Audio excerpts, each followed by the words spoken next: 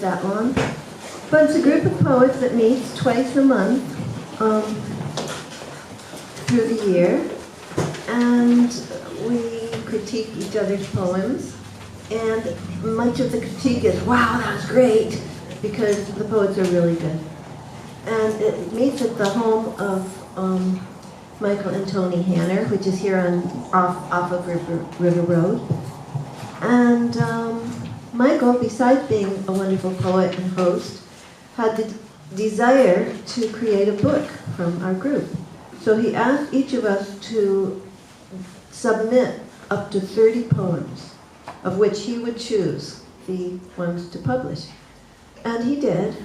And he published this book, Mildred, which is absolutely wonderful. And anyone who's looked at it is just like sort of, wow. So I'm very proud to be part of it. He chose many different poems of my own that I never expected he would choose. And so some of them had never even been seen by anybody but me. So I was really surprised. But in any case, here we have Mildred. And she's sitting over here on that table. And Michael, can you put your hand up or something? So this is the person you see about buying the book. Awesome. Okay. And our first reader today is Janet Bernstein. She's our first reader because she has a Hanukkah party she has to go to immediately after reading. So we'll have to grab her quickly if you want to buy a book and have her sign it. You'll have to get her quick before she runs away. In any case, Janet is, I have to tell you, I wrote up all these introductions I was going to say and lost them. So here we go. Janet Bernstein, MD, is a grandmother, a mother, an aunt, a seamstress, a gardener, a flautist, a music lover, a social dancing lover, a psychiatrist who also occasionally writes poetry. Janet, come and read.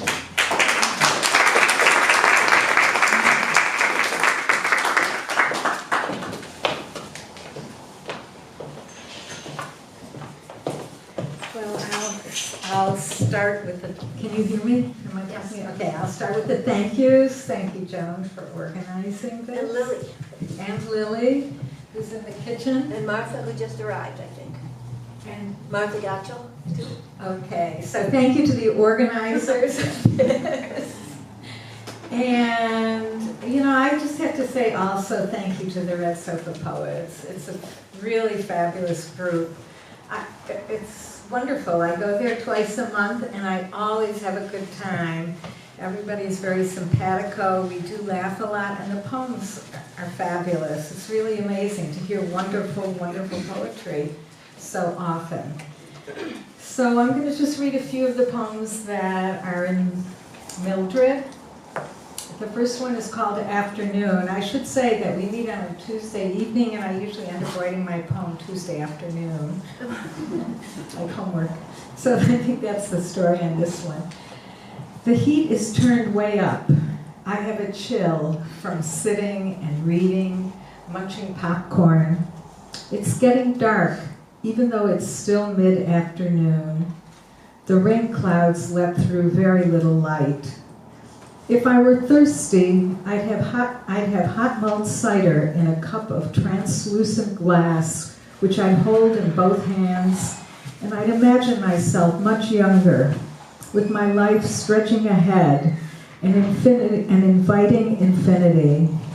Instead, I'm likely to have only 20 more good years, and only if I'm lucky enough to stay healthy, and if my memory doesn't fade altogether. Though who knows, maybe I'll forget war and pestilence and famine. And like the woman in my friend Joel's joke, I'll say about everything, isn't that nice? Isn't that nice? In spite of the ominous date on the calendar, I can see trees from the window that still have their leaves. Some leaves will stay right through the winter, dropping in spring when the new buds come in, just like milk teeth. When I try to remember losing my baby teeth, nothing comes to mind. except a picture of myself standing in the door to our kitchen with its red and black linoleum tiles on the floor, looking up and asking my mother when the fat would be finished rendering so I could have the rinds, what we called grummel. I can see that impatient little girl, and sometimes on afternoons like this one, I catch glimpses of a young woman, though I can only catch her in my peripheral vision. If I look too closely, it brings tears to my eyes. I don't know how I became an old woman. It snuck up on me like the afternoon of this day, still darkening. And I grew up in Buffalo, New York, and I went to a private girls' high school called the Buffalo Seminary for Girls. And they had a quota, actually, for Jews. There were only a few Jews, and I was one of them. I lost my class ring, which I'm very sorry about, because it said BS for Buffalo Seminary. I could wave it around if I still had it. So, the Buffalo Seminary for Girls. 25th reunion. I recognize no one except my friend Kathy. We stand around smiling awkwardly. I'm in my plaid dress with the high collar, the one I was wearing when I met H at the bus stop in Chicago. My second husband is with my mother. My father is dead. The women say their names, and slowly I do let in some memories. I can still feel the shame of late blooming breasts, of being snubbed by the debutantes, the cream of society in Buffalo, New York. Mostly I remember Miss Abbott, thin, careful, teaching Latin, and Mrs. Spicer, lush, womanly, teaching us to read before we knew a thing about lush or womanly. And I remember Ann Kay, a child prodigy on the piano. I had just gotten my driver's license. We ate dinner at a new restaurant. I had duck with black cherries. Then we went to hear Glenn Gould in concert. Ann and he had the same piano teacher. We went backstage and shook his glove and cased hands. Ann killed herself a few years later. A few weeks after the reunion, I got a postcard from Linda R. She was one of the 4 Jews in the class. Her father had owned a fancy department store that went out of business.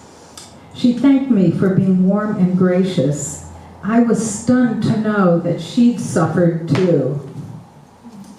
40th reunion. I met Kathy at her father's place. She looked better than ever. Lasix, diet, who knows what else. Now she was thin and I was plump. This time I remembered more of the women. They'd lived well enough, were more willing to say they'd suffered, and some waves of pleasure came back to the memory banks, crashed to the shore. Grace W., whose mother had died before high school, but who'd lived long enough to tell her, shred your sanitary napkins so you can flush them.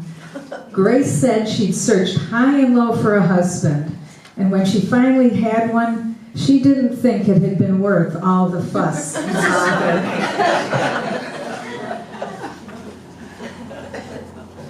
And I think this is from a prompt of what the dead can do. Once my father visited me. It was just his face, but still it was better than nothing. He and my mother have each been pulling at me, reminding me to practice my scales on the piano, helping me to breathe when I am in danger of being breathless. They hover. The rest of the dead are sleeping. I hope they're content. I find myself in that part of my life where sleep is ephemeral. My bedroom clock is perverse, saying 3:47, when I wish it would say 6. I'd even settle for 5:30 or 5. I do wonder if I've been awakened by some rustling, maybe my first husband, hoping to make me laugh one more time. I knew I'd start crying. I used to say that all that laughter would make us live longer, but it did not work for him. I think I'll stop here.